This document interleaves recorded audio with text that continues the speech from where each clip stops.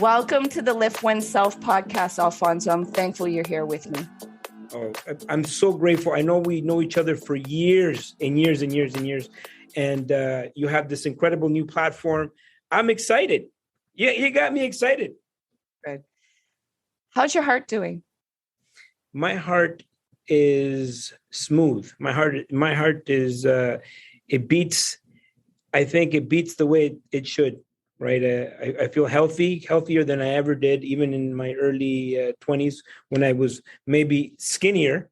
Right. You see, I don't identify with like more of a what are they, my huskier self. I'm trans slender. You see, like I'm identify as slender, but I even though I'm a bit more husky than I was when I was 20 years old, I feel great. My heart is beating smooth. Right. There's more to love in you. What's that? I said there's more to love in you. Oh, for sure. That's why I said I'm husky. Yeah. I can hug people. Yeah. Which I love to do. I love hugging people. I'm a people person. When you said heart, I thought you meant health, but now I understand you meant people. And the COVID, it's like, it's making me like hug people even more because it's like, now it's like, I know that you're not supposed to, but you vaxxed or whatever it is, come over here, and I love people. I'm a people person, people first. Yeah. If I could, I'll call myself out. Since the pandemic, I've been hugging people, even strangers, even when it was back in 2020. Yeah. So even in Costco, I'd be hugging. I know the people would be looking like, what are you doing? You're not allowed to touch people. And I'm like, this person needs a hug. So I'm listening to whatever's called in me. People need hugs. People need, not everybody wants to be touched. And of course, like respect permission. Respect people's space.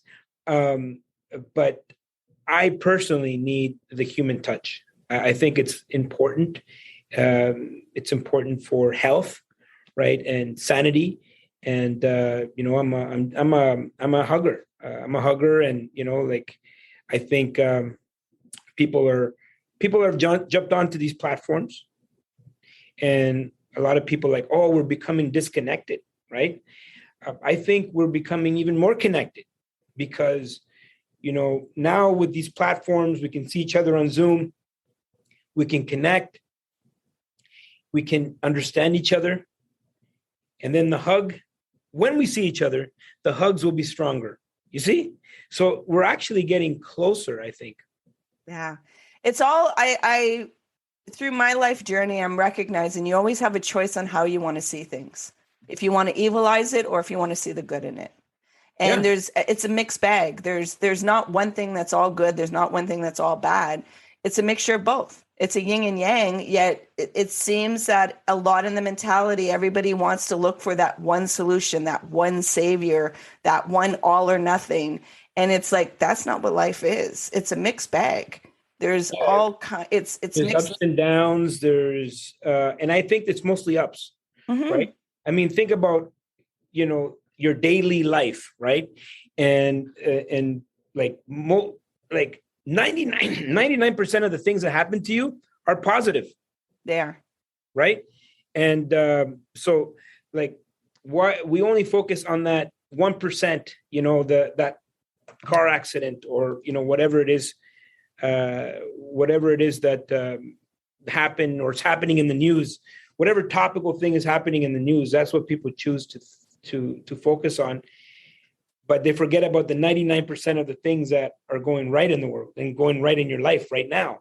Right? Exactly. What can you thank COVID for? Everything. COVID. And by the way, I'm not someone to make light for people that have suffered during this time. Yeah. I know that, people, obviously, just the COVID, the disease itself is not a positive thing. Right. Mm-hmm. I don't know anybody that was personally affected. So it's easy for me to, I don't have a grandmother or someone that has passed. So I definitely sympathize with anyone that has gone through that. or lost a job, or restaurant, or businesses have been destroyed. Yeah. Personally, it has been a positive. My life has shifted in terms of a better, more quality of life that I'm having now, doing better financially than I ever was, doing better in terms of the time that I'm spending with loved ones that's something that is extremely positive, and I have to thank COVID for, because my life before COVID, I was on stages, right? Now, that sounds awesome, right? I mean, like, getting paid to share your thoughts and share your stories and what that's the dream life, right? And to me, I was like, I love it. Like, it's not even work. Like, you're gonna pay me to share my life? Like, I would do it for free, And I just didn't. And I never equated. I never associated it with work. But the truth is, I was on a plane twice a week. I'm always flying somewhere. I go to the venue. I see what's going on. I check into my beautiful hotel room with just me. I'm often eating dinner by myself. I'm FaceTiming my kids or whatever. But there's no, like, Daddy's not home, right? And I remember back in those days, people were like, oh, you should think about doing things online, or like doing presentations online. I'm like, you can't connect with people online. But I realize now, in retrospect, that was my ego speaking. My ego said, I need to be on stage. What happened after COVID? So that part of the business died, right? Like, in an instant, no more events. My whole year was booked, disappeared. So now what am I going to do, right? And I decided in retrospect, actually, you were impacted. For sure. You did lose business. I did lose business, but as a result, I just leaned into this COVID thing, and I went online. I went on YouTube. What do I know about YouTube? Well, I know I got this, and I can do videos. And this is when I went on. I started doing videos. I guess I had the need to continue to talk. That YouTube turned into events, and my whole life online. Coaching, mentoring, everything that I do now, which is more rewarding to me than what I was doing before. And even though that stream of income closed, I created a new stream of income that can be done from anywhere. Mm-hmm. To me, that's like, freedom. Yeah, it's complete freedom, because I always have this like dying need to help people, right? Mm-hmm. I want to help people. I want to empower people. I want to help people achieve financial freedom. I was stuck in the old ways, right? I was not open to online and things like that, simply because I didn't know, right? And you're scared of things that you don't understand. But being forced to jump online and to build a whole different business online forced me to learn how to navigate through Zoom, YouTube, get subscribers, and just expand, get a TikTok account. Like, you got me doing this, you know what I mean? Like, you got me doing all kinds of craziness, which I would have never even had time for before. And so what has COVID done for me? COVID has given me ultimate freedom to do what I want, when I want, with whom I want, how I want it, whenever I want it. And when someone says COVID, that's what I think about. In the next part of our conversation, this may bring up triggers and memories for some. Be aware of your inner state, and if it's overwhelming, please seek help. So your journey began in El Salvador, the journey for Alfonso. Yes. Can you tell us what that experience felt like? And were there any intentions that you told yourself that you can see that has come to fruition? So the journey of being in El Salvador, it was like very memorable, even though I was young, right? So I'll go a little bit before I was born. So yeah. My mom was a political journalist in El Salvador. She started a news agency. So before, before CNN, right? All the news outlets would buy their news from news agencies, right? So they wouldn't send a correspondent. They would see what are the local news agencies in the area, and then they would buy the news from the news agency. So that's what my mom was doing, and she's very honest, and she has a lot of integrity, and governments don't like that. Obviously, if you're writing about what's really happening in the region with all these regimes and stuff, you're going to get in trouble, and that's what ultimately what happened to her. She eventually got shut down. She was illegally detained and brought to prison, where ultimately she was going to serve about a 40-year sentence, right, Wow. for speaking out against the government. And so at this point, you had all the news agencies of the world wanting to speak to my mom, and a big threat to our family was that they would potentially kidnap me as a young child when I was around 2 years old, as a way to get my mom not to speak out or share what was going on.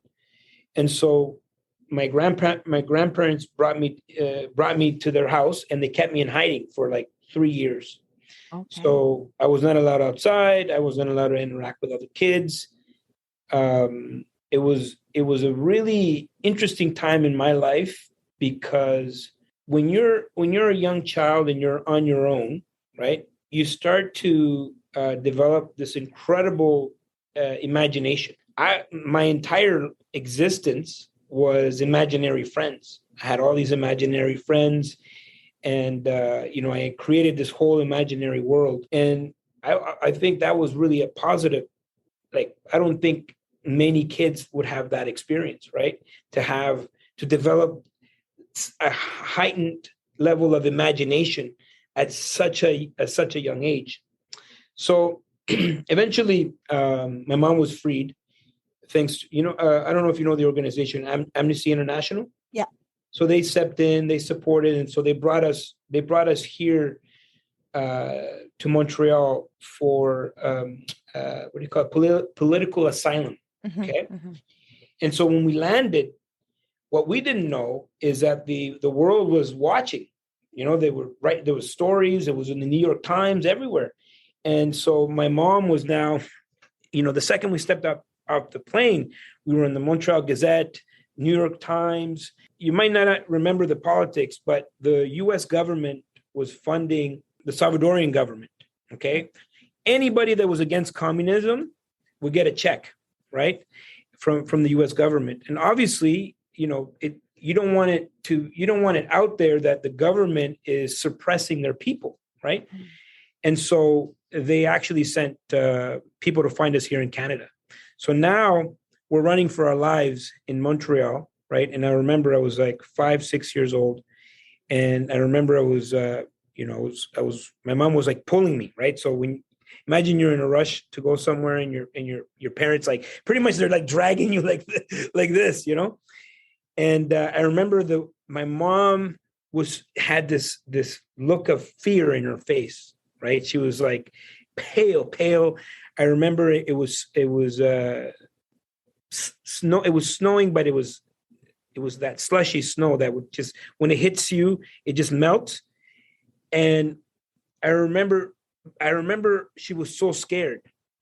Later, what I discovered was that there was death squads running after us in Montreal, in the metros, right? And so we had to go from different women's shelters and in hiding until it just became too much. And then we fled to back to Central America.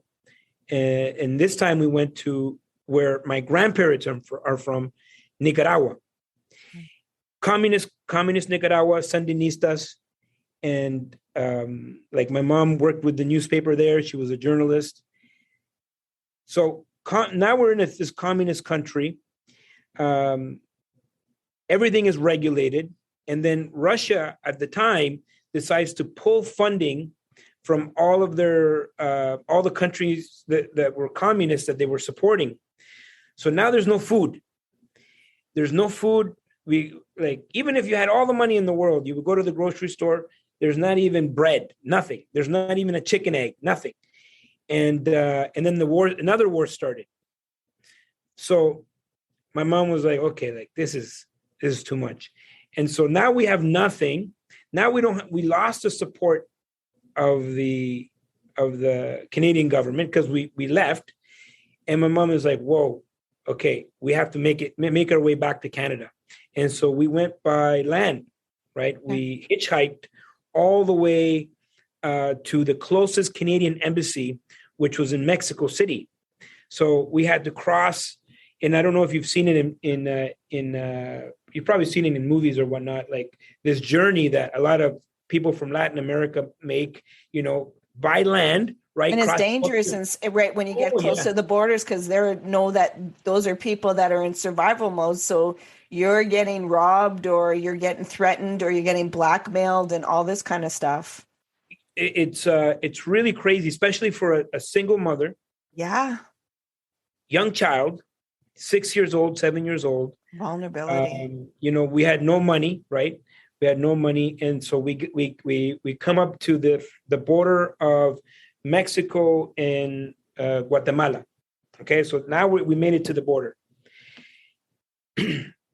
They're stopping everyone. No one can get through because obviously everybody trying to go across that border is obviously headed to the U.S., right? And so we found this coyote. They call them coyotes, people that like illegally cross you over the border.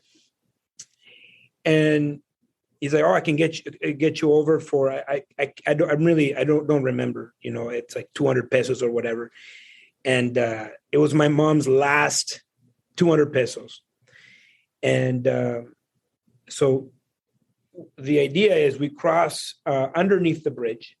So you have soldiers, if they see anything, they're going to just, they're going to spray. They're not even going to question there's women or children there, nothing. They're just going to spray. So we cross over to the Mexican side. And she had a brother. My uncle lived in Mexico City. So we were going to stay with them. And that's where we could apply for a new application to come back to Canada. And so I'm 6 years old. We get to the other side. And then the guy says to my mom, okay, so we got you here, but it's going to be an extra 200 pesos. And my mom's like, I don't have it. And he's holding our passports. Like he has the passports in his hand. I'm 6 years old. My mom is like now arguing with this guy. Like, we don't have an extra 200 pesos. I'm saying 200, but I don't even know how much it is. Mm-hmm. But we have nothing. Like, we have nothing. He's like, well, I'm not going to give you back your passports. So now we're in a situation. If we lose our passports, we can't apply for anything. We can't go anywhere. We can't go back. We're like, what are we going to do? We're like nomads, right? And my mom tells the story a lot better than I do, but somehow I felt the tension, and the guy is holding the passports in his hand, and I grabbed them and I took off. And then my mom was like shocked for a moment, and then she came right after me. It's like Bonnie and Clyde. So now we go to Mexico City. We apply for refugee status. So the first time we came from as like political asylum. Political asylum. Now we're coming from as refugees, right? From the war in Nicaragua. So we're not even coming from the El Salvador war and all that. That was the first time. But now we're coming for the second war that we were in, which was Nicaragua. We waited about 6 months, and finally we got approved. Boom. We're now on our way to Vancouver. Okay, Vancouver, BC, 1986. Now I'm 9 years old. Okay, and so it must have been longer. I'm mixing up the ages there, but yeah. I landed I was turning 9, 86, Vancouver, BC. We land, we're going through customs. We have our paperwork, right? We have our paperwork approved, right? Stamped, approved, we get to customs. The guy talks to somebody, he talks to somebody else, he talks to somebody else. They bring other people, managers, and he brings us into that little room. You probably don't know about the little room, but they have the smallest room possible at customs. I don't know what it is, but it's the smallest room possible. And the guy says, you guys have been here before. And my mom's like, yeah, we came as political, we had political asylum, and then now we're coming back as refugees. And he's like, well, you can't do that. Once you get status, if you leave, you lose that status forever. Like, you cannot come back to this country. We give you a status, you stay in this country. If you come back, that's it. We cannot let you back into this country. And so I'm sitting in that little room. My mom's, and this is why, like, I don't know what it is, but everything is for whatever reason, like, this person, because it could have been a different customs officer, but this person, he almost gave us a time of day. My mom is sitting there. Now she goes and explains the entire story, like going through this, Guatemala, this is where it is, my son, the war and this and that. And then she starts crying. And I'll never forget this. So now, like, we're this close of not being allowed to be in Canada. And for whatever reason, that particular customs officer, was someone that I guess was human enough to see the situation and stamp the paper, welcome to Canada. And then we were allowed to come in. And that's my journey into Canada. I understand now, hearing that was a lot of trauma that you went through. Yeah. Lots of trauma. And you use this energy in such a fulfilling way for yourself. You really have. And I understand where there's this energy or palpitation of helping other people. Because you knew how it felt as a young child, how how scared that feels, and how you don't want anybody else to have that feeling. And you've turned that into a positive for yourself. Whereas some people, trauma can eat them. You've learned. They become victims. Mm-hmm. And you have, what a powerful woman. I hope I'm honored to meet your mother. Wow. I have chills going through my body. Now, what brought you to Ottawa? Well, here's what I'll say. So Vancouver, and the only way I can describe it is, I don't know if you've seen this movie Scarface. Yeah. And in the movie, there's this underneath the bridge when they were bringing in all the Cuban refugees, they would keep them contained underneath this bridge. Very similar. I mean, we're not just talking about El Salvador. You had the wars, the cartel wars in Mexico. You had Guatemala was at war. El Salvador was at war. Honduras was at war. Nicaragua was at war. Panama was at war. Colombia was at, I mean, if you could imagine, half of Latin America was at war, and we're all trying to come into to Canada as refugees. There was just too many of us. And so what the government did, they would buy all the rooms in these hotels, like these. So it was like little mini Latin America. Every single room they've bought already. They were renting these rooms for all of this massive, like, insurgents, you could say, of Latin American people. It was like little Latin America. And then when we went out, to the, so basically that was this is where you started, right? In these, like, I guess, like,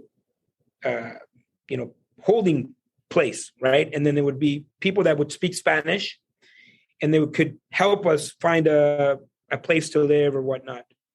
And so where they brought us was an area that was really bad. Now Vancouver's a beautiful place, but it does have its dark places, right? And so where we were, the back alley, there was like people, sticking themselves. Addiction's very high in Vancouver. I was like running around outside, getting into trouble.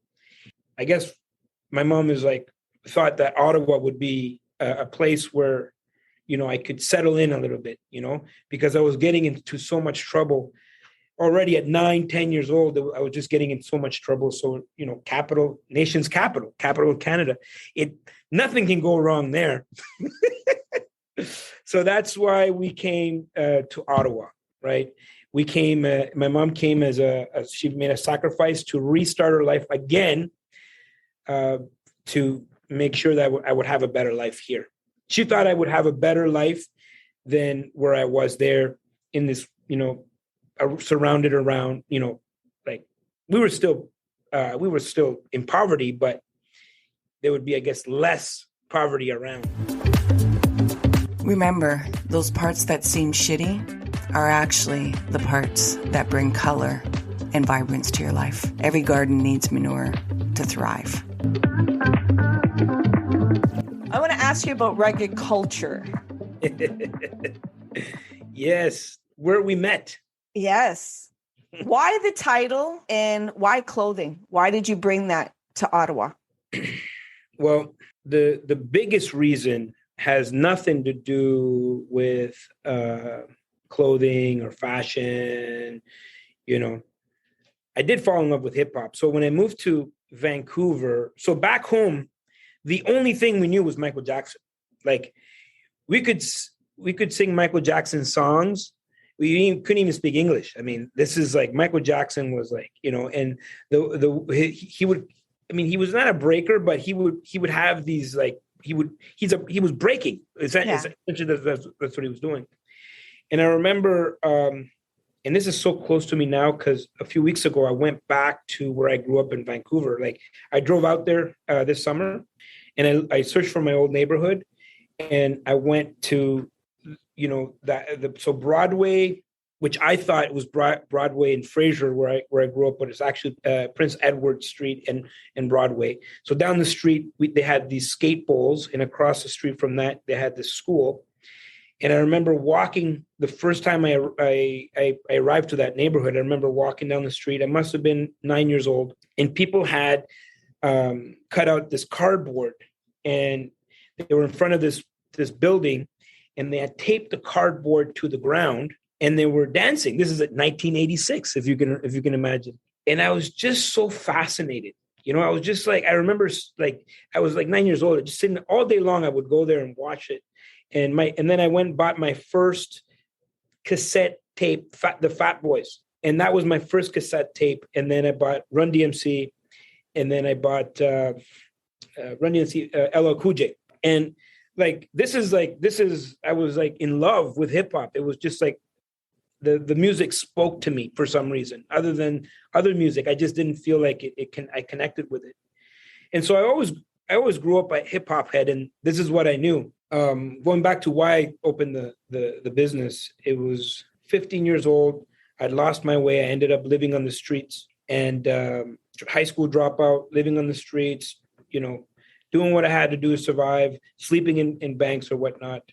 And I had a life-changing moment at 17 where I became a father. And that moment for me was a pivotal moment in my life, because it was the first time that I discovered purpose. What does it really mean to live with purpose and have a reason why and why you do things. Beforehand, if you would have met me at 15 years old, my confidence was like this.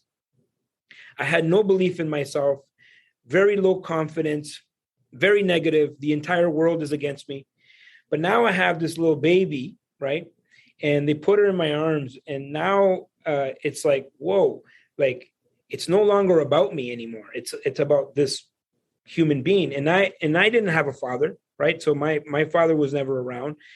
And I just didn't want to be that type of father that wasn't around for his kids, even though I'm still a kid myself, 17 years old. I said, I have to, change my life, right? I looked at, she was born in Montfort Hospital. So for the people that are listening to this and they're not from Ottawa, Montfort Hospital is the East End on Montreal Road. It's a French hospital. And obviously it was a French hospital because her mom was in Orleans. She's Francophone. She's from Haiti. We chose that hospital. And I remember going to the bathroom in that hospital and looking at myself for the very first time in the mirror and saying to myself, Alfonso, you have to change. And that was the beginning of my expansion. What I knew was get a job, go to school. So I got a job, went to school. $5 an hour was what they were paying me, these bastards. But that's what I was worth, right? $5 an hour. Now I'm trying to go to school full time. Now I didn't have to go back to high school. The reason I did it was I never wanted my daughter to have an excuse not to finish high school because I didn't. So I said, at least I'm going to go and I'm going to finish high school. And now I'm trying to work full time, right? $5 an hour, full time, going to school full time. And I said, it's not going to work. I have this young family. So I remember always going to Montreal or Toronto or even New York. I had this fascination with New York. We would buy mixtapes and jeans and T-shirts from these vendors. You can find and it's all like cheap stuff that I don't know where they got it from. It was probably China stuff. China wasn't that relevant at that time. But these mixtapes, Tony Touch, Green Lantern, like all these mixtapes that you did not see in Ottawa, right? And so what I would do is I would go to Toronto and I would just buy all the stuff from these street vendors and I would bring it back and I would sell it from my locker in high school. If what school did you go to? I didn't grow up in Ottawa. I grew up in Sudbury. Okay. So I went to adult high school. Okay. But there must have been, it doesn't matter what high school you went to. Yeah. There must have been that kid with the backpack, always with something to sell or trade. There had to have been that kid. There's always that one kid that is like so industrious. It's always like I just knew the kids that sold like weed and hash. That's the kids that I was looking for. Okay, so I didn't go to that level. I was selling clothes. I was hustling clothes, more profitable, by the way. Yeah. But I would buy these pair of jeans in Toronto for $20. I'd come back and I would resell them to my kids in school for $60. I'd make a $40 profit with a 10-minute transaction. I mean, that's better than selling weed, if you ask me. Oh yeah, of course. Heck, and there's no liability. Yeah, and then the mixtapes. Okay, the mixtapes, which no one had heard of any of these songs, new songs, the newest of the new. I would go to the dollar store and you buy the stack, right? And then you would dub them all off, and I would photocopy the covers, and I would sell them $20 a pop. That was a business. That was the beginning of my business. And so I fell in love with the business, knowing that the business stuff could catch up because I knew so much about hip hop. Like I knew so much about it that I knew that this is my chance. I could do this. And so I would go to Montreal and I would go to Toronto and I would see these hip hop stores. And I said, I can do that. I can bring that to Ottawa. And people would say, nah, Ottawa, no one's going to want to buy things. It's a preppy place. There's not going to be enough of a market. And I'm like, no, I know this could work. And so when I graduated high school, that was the vision that I had. It was like, I wanted to own my own physical location. That was going to be it for me. It's like, whoa, I can be in control of my own destiny, right? that's how I got into and rugged culture. So you asked why rugged culture, why the clothing store, and then why rugged culture. I just felt we were rugged, it's a rugged era, right? It was like, it was the swag was rugged, was a rugged swag. I mean, big ass lug shoes and Timberlands, you know what I mean? Everything about what we was rugged. And so I felt, I said, rugged, it's a culture of rugged people. And that was what I called it. And everybody said, no, it's not going to work. It's a stupid name. It doesn't make sense. It did, though. It really, you knew exactly what the heart of it was. And you just, were living out of your experience. Yeah. And you really named it properly. How long did the store last for? The first location, we opened it. So we ended up with locations all across Canada. Mm-hmm. But the first location was 1998. We sold a lot of the stores, and then we finally closed our last location, I want to say 2013, but I might be mistaken. Could be 2012, 2013, something like that. That's a long run. Yeah. And 1998 was the year of the ice storm for Ottawa. Yeah, the year of the ice storm. Yeah. I remember that. Now you left that part of the business. Why real estate? Now we're going deep. Yeah, so. Hey, if you're curious to know how deep we go, be sure to listen out for episode 2. Thank you for making it all the way to the end. I appreciate you and your time. If I can ask you, please share out this podcast. Share it out to the public. Share it out to a friend. Help grow the community of Lift Oneself. Until next time, be sure to be kind and soft with yourself. You matter.